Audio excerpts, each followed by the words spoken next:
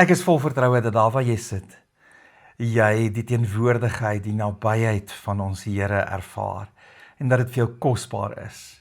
Grace and peace van my kant af, ek is bly dat jy die diens saam met ons deel. Ons gaan vanmôre stil staan by 'n skrifgedeelte uit Numeri 13 vers 1 tot 3. Ons gaan dit gebruik as 'n vertrekpunt vir die tema waaroor ons vanmôre gaan praat. En ek gaan dit lees uit the Christian Standard Bible. The Lord spoke to Moses, sent men to scout out the land of Canaan I am giving to the Israelites. Send one man who is a leader among them from each of the ancestral tribes. Moses sent them from the wilderness of Paran at the Lord's command. All the men were leaders in Israel. En dan spring ons na vers 17 toe, want dit is 'n verskriklike lang gedeelte, nê? En die gedagte is dan het Moses nou die 12 manne gekies en hy stuur hulle uit, nê? When Moses sent them out to scout out the land of Canaan, he told them, go up this way to the Negev, then go up into the hill country. See what the land is like and whether the people who live there are strong or weak, few or many. Is the land they live in good or bad? Are the cities they live in encampments or fortifications? Is the land fertile or unproductive? Are there trees in it or not? Be courageous, bring back some fruit from the land. It was the season for the first ripe grapes. En dan spring ons na vers 26, waar die manne het nou gegaan, hulle het Kanaan verken, en hulle kom nou terug met hulle verslag. The men went back to Moses, Aaron, and the entire Israelite community in the wilderness of Paran at Kadesh. They brought back a report for them and the whole community, and they showed them the fruit of the land. They reported to Moses, we went into the land where you sent us. Indeed, it is flowing with milk and honey, and here is some of its fruit. However, the people living in the land are strong, and the cities are large and fortified. We also saw the descendants of Anak there. The Amalekites are living in the land of Negev. The Hittites, Jebusites, and Amorites live in the hill country, and the Canaanites live by the sea and along the Jordan. Then Caleb quieted the people in the presence of Moses and said, let's go up now and take possession of the land, because we can certainly conquer it.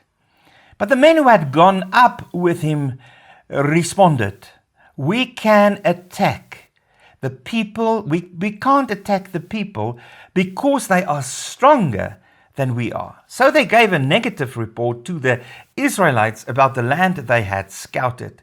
The land we passed through to explore is one that devours its inhabitants, and all the people we saw in it are men of great size. We even saw the Nephilim there. The descendants of Anak came from the Nephilim. To ourselves we seemed like grasshoppers, and we must have seemed the same to them. Okay, so dit is hierso. Onthou, God het hulle nou uit Egipte gelei, die volk. Hy het vir hulle beloof dat hy hulle in Kanaan gaan vat, die beloofde land, die land van melk en honing. Hier stuur Moses nou die 12 verspieders uit om te gaan kyk, en hulle moet terugkom met die verslag. En wat ons hierso hoor is dat wanneer hulle terugkom met die verslag, is daar 10 van hulle wat met 'n negatiewe verslag terugkom, en sê maar hulle kan nie die land ingaan nie, want daar's reuse en die Amense sterker as hulle, en net Joshua en Caleb sê nee, maar wag, kom ons gaan die land binne. So voordat ons verder gaan, kom ons sit net so, en kom ons vra vir die Here om vanmôre in ons harte te beweeg. O Here Jesus, ons wil vir U dankie sê vir U woord vanmôre. Dankie sê dat ons kan saam wees en dat ons saam kan leer uit U woord. En ons is seker vanmôre, Here, dat U 'n boodskap vir ons het. Ons het ook 'n honger in ons hart om te hoor wat U vir ons wil sê. En ek wil vir U baie dankie sê, Here, dat ek weet vanmôre, U ken elkeen van ons. U weet wat in ons lewens aangaan. Vader, dankie dat ek weet U ken my en U ken elkeen wat nou luister. U verstaan ons struggles, u verstaan die joy in ons lewe, u verstaan die pyn en die krisisse in ons lewe. Ag, u verstaan die emosies wat ons beleef, wat ons nie eens met enigiemand anders deel nie. U verstaan ons gedagtes. Dankie dat u tot diep binne in ons harte kyk en dat ons net voor u kan kom staan vanmôre en vir u kan vra, Here, beweeg in ons harte, beweeg in ons lewe. Ons het regtig nodig om 'n woord van u te kry vanmôre. En ek wil vra, Here, dat u in my hart ook sal beweeg en dat u deur my sal werk en dat daar niks sal wees wat my aandag sal versteur of niks sal wees wat enigiemand se aandag sal versteur wat nou gaan luister nie. En Here, ek wil vra dat ons sal hoor wat u vir ons wil sê en dat ons dit ter harte sal neem en dat die Gees nou in ons harte sal beweeg. In Jesus naam, amen. Ek dink jy gaan met my saamstem as ek vir jou sê dat daar is min goed in die lewe wat so sleg is, soos hierdie ysige greep, van vrees. En Boonop kom vrees op soveel verskillende maniere. Daar is geweldig baie vorme van vrees, En baie keer in ons lewe kom vrees heeltemal onverwags. En kom gryp dit jou, dit laat jou magteloos val, dit kan gevoel, dit kan jou self laat 'n angsaanval kry, dit kan veroorsaak dat jy in daai oomblik glad nie nigter dink nie, en dit kan jou ook lam lê, en ek dink, julle gaan vanmôre vir my sê, almal van ons ken dit, almal van ons het dit al ervaar in ons lewe. Vrees is deel van ons menswees, vrees is deel van die lewe. Daar sal tye wees wat ek en jy te doen gaan kry met vrees. Want jy sien, God het ons toegerus met vrees. Vrees is eintlik daar om vir my en jou te help om ons te beskerm, sodat ons onsself kan beskerm.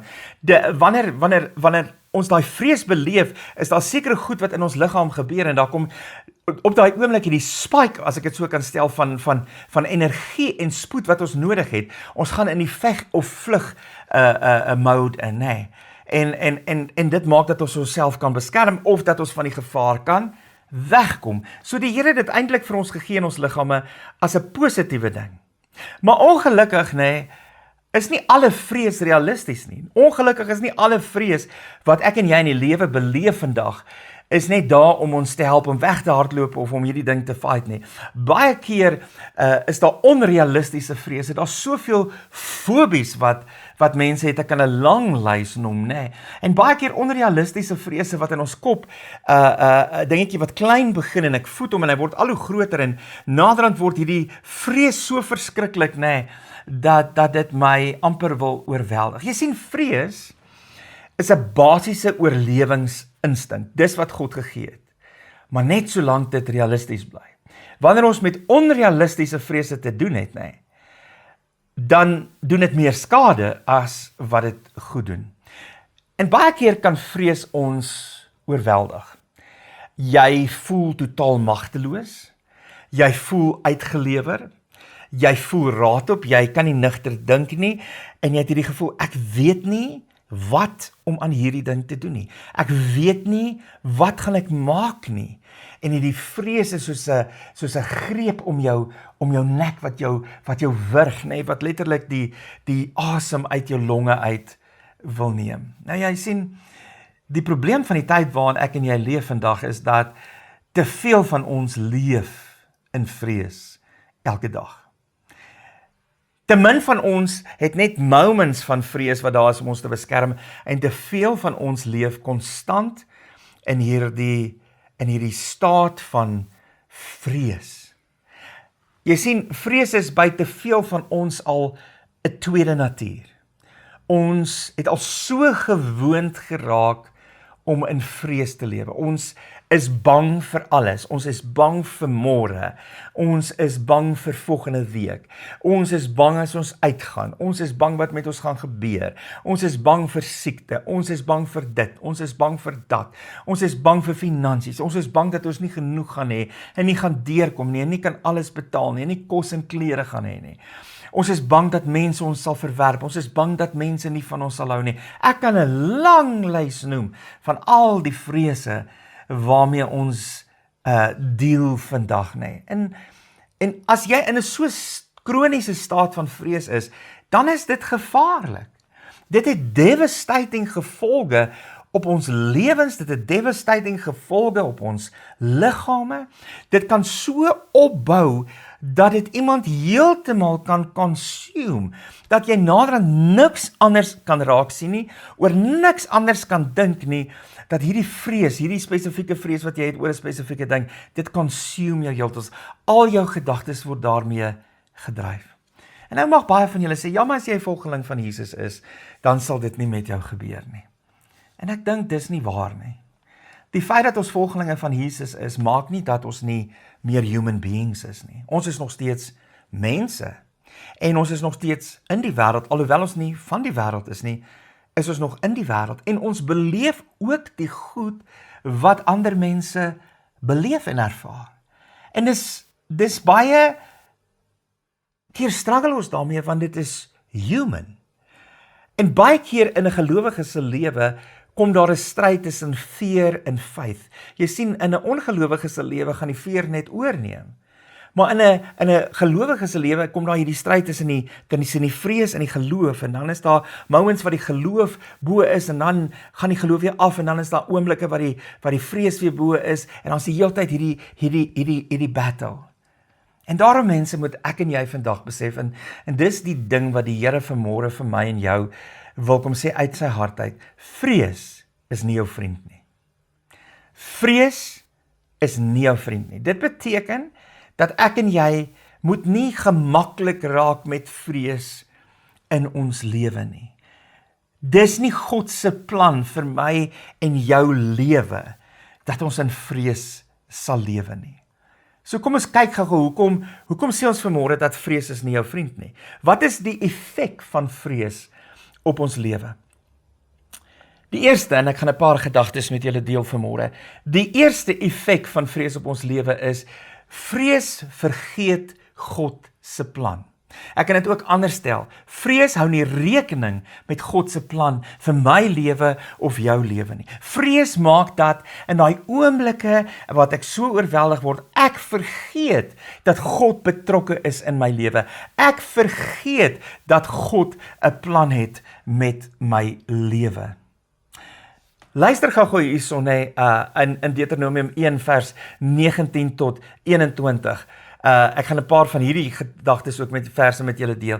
We then set out from Horeb and went across all the great and terrible wilderness you saw on the way to the hill country of the Amorites, just as the Lord our God had commanded us. And when we reached Kadesh Barnea, I said to you, you have reached the hill country of the Amorites, which the Lord our God is giving us.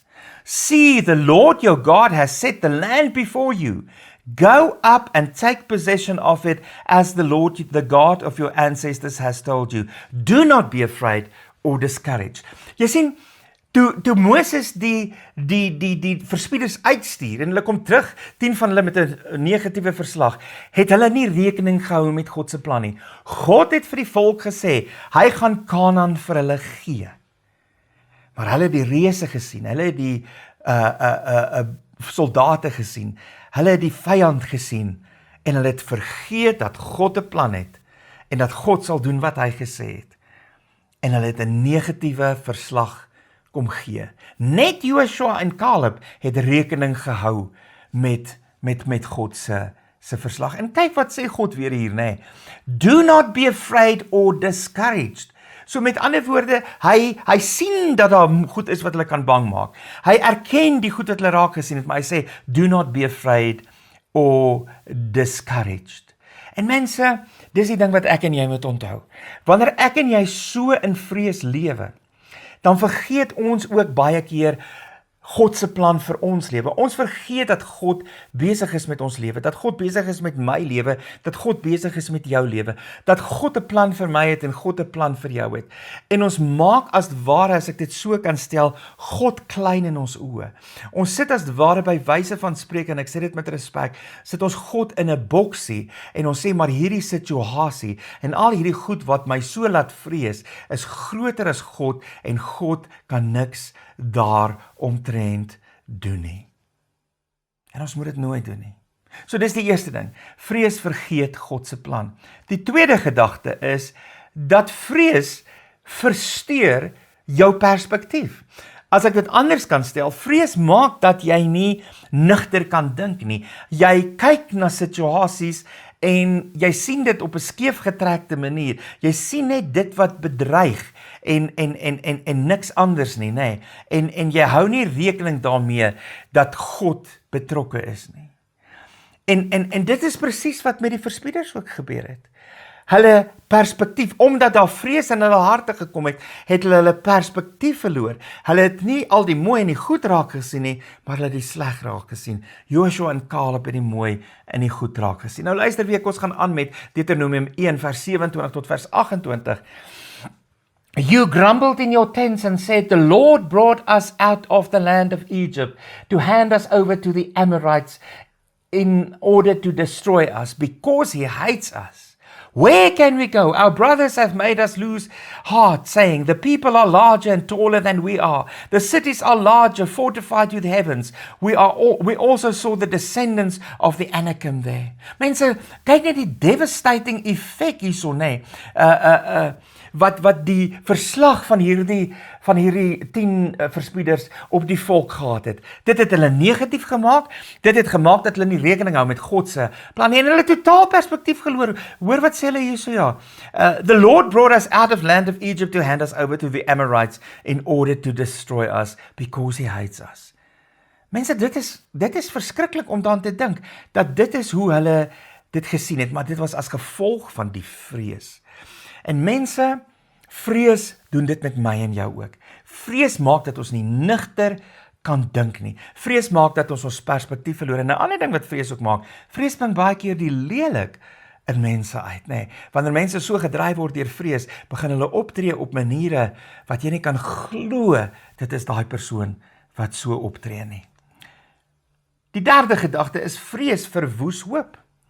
Numeri 13 vers 32-33, so they gave a negative report to the Israelites about the land they had scouted. The land we passed through to explore is one that devours its inhabitants, and all the people we saw in it are men of great size. We even saw the Nephilim there. The descendants of Anak come from the Nephilim.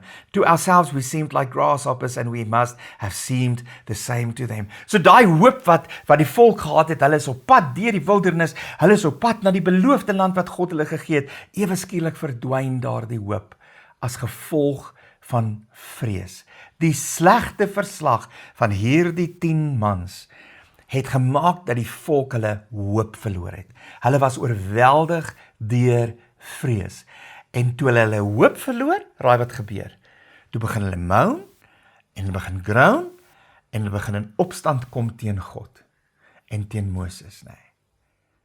Die hoop en die drome vir die Israeliete is ewe skielik in hulle mind vernietig. En mense, dis 'n strategie van die duiwel. Dis hoekom die duiwel daarvan hou om vrees aan te dryf in my en jou lewe. Want vrees kan maak, soos dit met die Israeliete gemaak het, dat ek absoluut al my hoop verloor.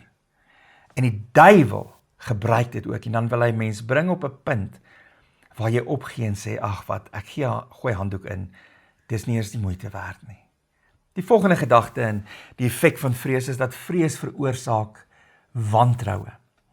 Dit sien ons met die volk. Wantroue in God. Wantroue in Moses. Luister vers 29 van Deuteronomium 1. So I say to you, don't be terrified or afraid of them.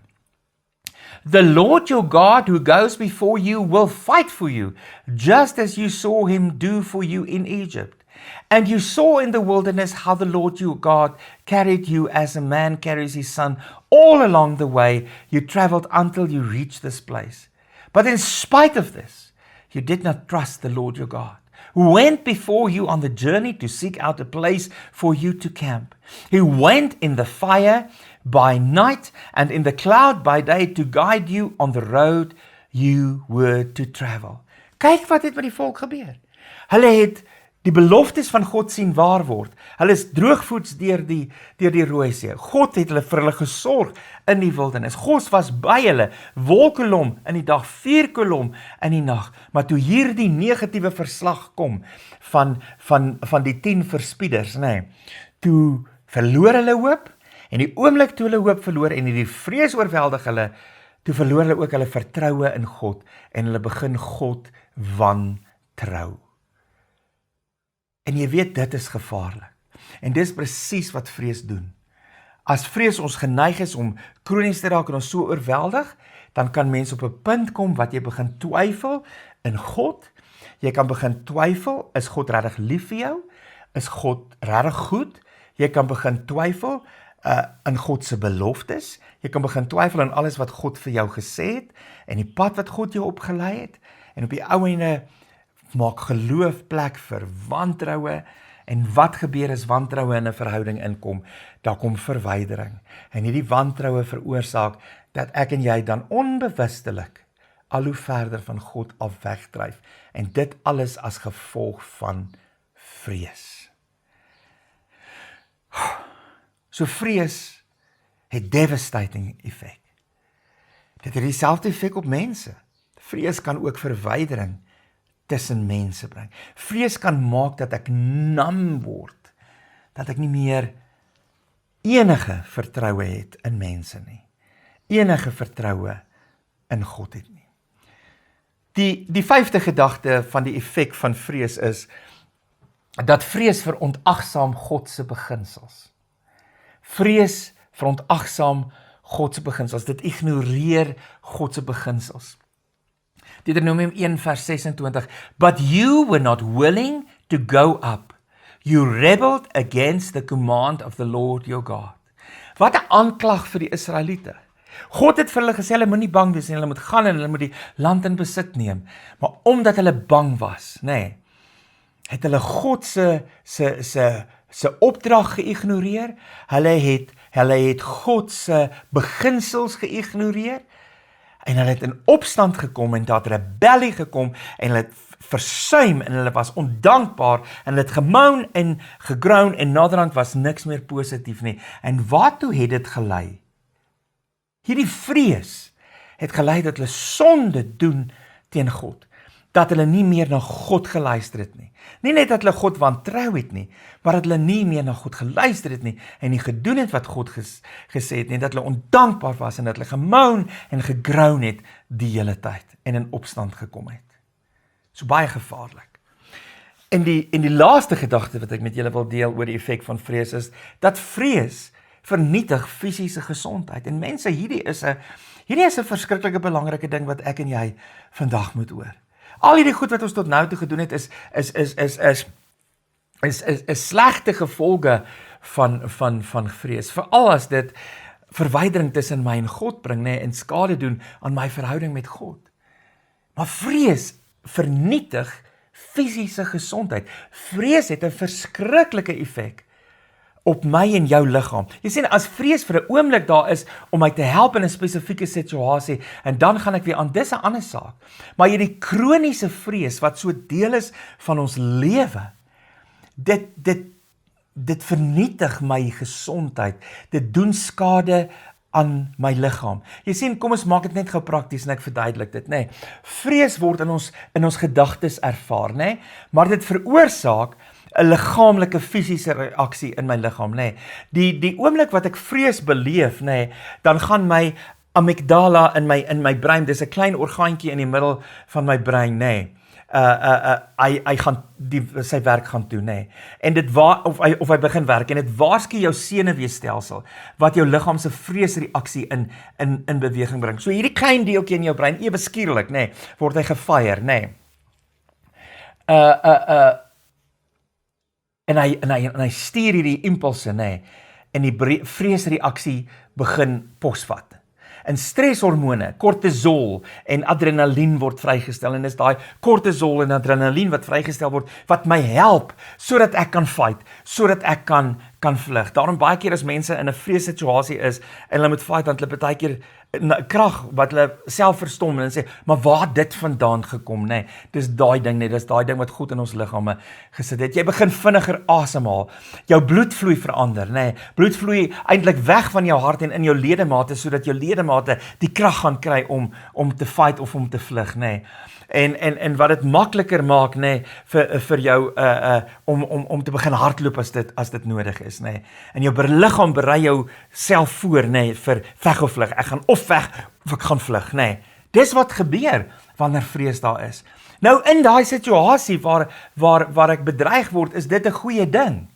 Maar die oomblik wanneer ek 'n kroniese ding met beteken dit, my liggaam stel die heeltyd hierdie kortisol en adrenalien vry. My liggaam is die heeltyd in hierdie staat van veg of vlug, en dit drein my liggaam. En dit doen skade aan my liggaam en dit doen skade aan my gesondheid. Luister wat sê Dr. Louise Delagrand van die Universiteit van Minnesota.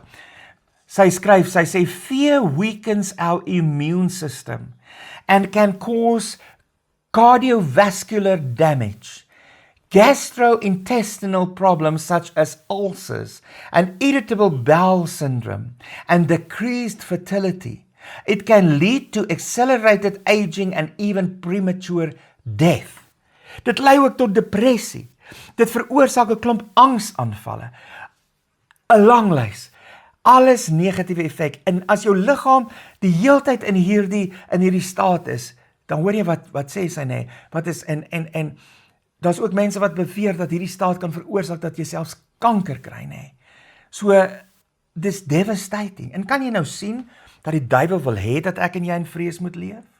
Kan jy verstaan dat hy daarvan sal hou as ons in 'n konstante mate van vrees is? Want hy gaan skade doen in ons verhouding met God, hy gaan ons hoop vernietig, hy kan ons skelf kry om op 'n punt te kom wat ons sommer net opgee, en hy gaan maak dat ons liggaam vernietig word, en dat ons nie so lank gaan leef soos wat ons veronderstel is om te leef nie, en dat ons allerlei siektes gaan kry. So mense, vrees is nie jou vriend nie, vrees is jou vyand. So kom ons vat gou vinnig saam. 6 gedagtes oor die effek van vrees op ons liggaam. Vrees vergeet God se plan. Vrees hou nie rekening met God se plan vir jou lewe nie. Vrees versteur jou perspektief. Vrees maak dat jy nie nigter dink nie, né? Vrees veroorsaak moedeloosheid, dat jy selfs op 'n punt kan kom wat jy opgee, nie. Dit maak dat jy vrees veroorsaak dat jy hoop verloor, né? Vrees veroorsaak wantroue, dat jy naderhand nie meer vir God trust nie, dat jy die ander nie meer vertrou nie. Vrees verontagsaam God se beginsels, nê, en vrees vernietig fisiese gesondheid. Mense, as ons dit goed hoor, dan moet ons besef, vrees is nie ons vriend nie. Vrees is ons vyand. En daarom wil God nie hê dat ek en jy in hierdie konstante staat van vrees moet leef nie. So God se hart vanmôre vir my en jou is om vir jou en my te sê, hy het ons nie bedoel om kronies vrees te beleef nie. Hy het jou nie bedoel nie en hy het my nie bedoel nie. Hy het ons nie gemaak dat ons die hele tyd in hierdie staat van vrees sal wees nie. En hy wil hê dat ek en jy sal besef wat is die skade wat dit ons liggaam doen. En dat die duiwel dit gebruik, dat die duiwel ook vrees aanjaag. En hy plant gedagtes in ons kop, nê, wat maak dat ons al hoe meer vrees. En kan ek weer vir jou sê, die duiwel kan nie jou gedagtes lees nie. Maar wanneer jy goed spreek, kan hy daarmee werk. En baie keer as ons in hierdie verskriklike vrees oorweldig word, dan gee ons nie om wat ons sê nie. En dan sit daar buite en die duiwel vat dit en hy gebruik dit en hy werk daarmee en hy gebruik dit teen ons. Maar wat God ook vandag vir jou wil sê, is hy verstaan ons vrees. Hy verstaan ons menswees. Hy verstaan waarvan ons gemaak is. Hy verstaan dat die lewe partykeer vir ons oorweldig. Hy verstaan dat goed partykeer vir ons swaar is. Hy verstaan dat hierdie vrese in ons lewe kom. En hy weet die duiwel gebruik dit. En daarom is daar een kortstelling in die Bybel, wat niks minder as 365 keer in die Bybel voorkom nie. En dis die stelling wat God sê, moenie bang wees nie. Do not fear. 365 keer. Letterlik een vir elke dag van die jaar. God sê dit oor en oor en oor en oor en oor in sy woord. Vir sy kinders, vir sy volk, vir sy mense. En dit is 'n imperatief. Dit is nie 'n suggestie nie, dit is 'n opdrag. Dit is nie 'n mooi idee nie, Dis 'n opdrag van God. Luister wat sê Johannes 4 vers 17. Remember, it is sin to know what you ought to do and then not to do it. So as ek weet dat ek nie in vrees moet lewe nie, maar ek laat toe dat vrees my die heeltyd beheer, dan doen ek eintlik sonde. Maar wat is die rede daarvoor? Nee. Die groot rede is ons wantroue in God dan. Die groot rede is ons het God klein gemaak. Hierdie vrees maak dat ek nie rekening hou met God se amazing power nie. Ek het hom in 'n boksie gesit en ek dink hy's kleiner as die omstandighede. En ek vergeet there's nothing that our God can't do. He's the miracle working God. Hy kan enige iets doen. Al die mag, al die gesag behoort aan hom.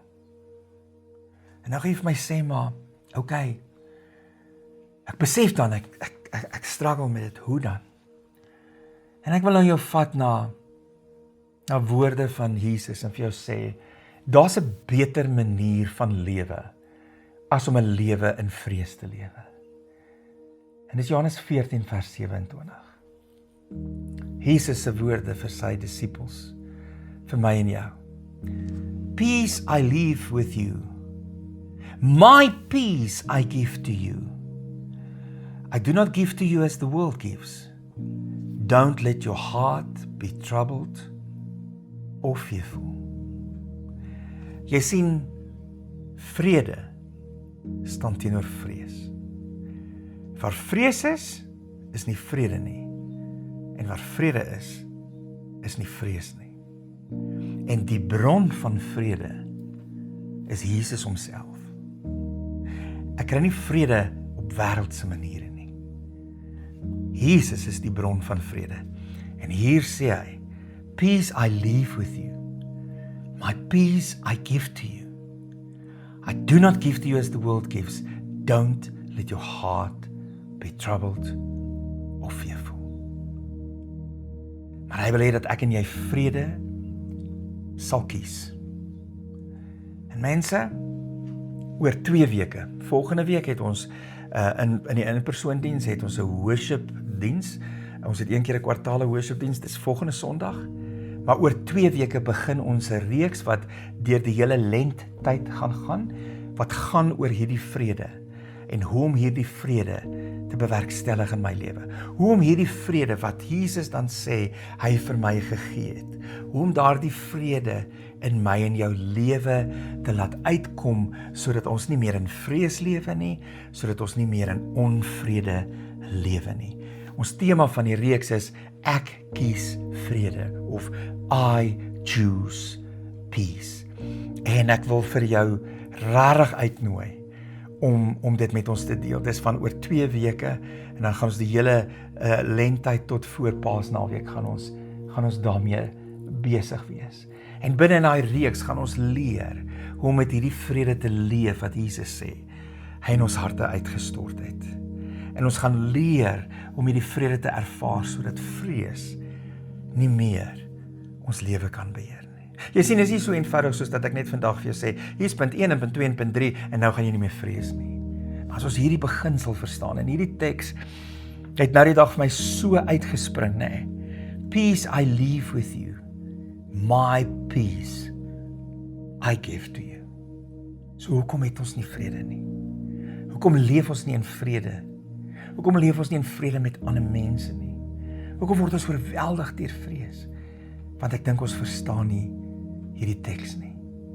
Ek dink nie ons verstaan die feit dat Jesus self die bron van die vrede in ons lewe is nie. So ek wil jou uitnooi, kom deel hierdie reeks met ons. Want dit gaan vir jou baie beteken en dit gaan vir jou baie help. En dit gaan ons almal, want almal van ons, ek struggle ook hiermee. Ek struggle ook met vrees. Daar's tye wat vrees my ook oorweldig. Ek ken dit. En ek weet baie van julle ken dit. Indien ek dink almal van ons verstaan dit. En almal van ons het nodig om want hoe meer ons en hoe nader ons aan die eindtyd kom, hoe erger gaan goed in die wêreld word. En die gevaar van dit is nie net dat ek dit besef en dit raaskie nie, maar dat dit my gaan bang maak en dat dit my gaan oorweldig met vrees. Nee, God sê daar's 'n beter manier van lewe. Hy sê moenie bang wees nie. Do not fear. En Jesus sê, peace I leave with you. My peace I give to you. So ek wil afsluit met hierdie een stelling en ek wil hê jy met die volgende 2 weke aan dit gaan dink. Vrede is moontlik, maar dis 'n keuse. Vrede is moontlik, maar dis 'n keuse. Vrede in jou hart is moontlik, maar dis 'n keuse. Vrede met ander mense is moontlik, maar dis 'n keuse. Dit kom nie van self nie en dit gebeur nie van self nie. Kom ons maak ons oop toe.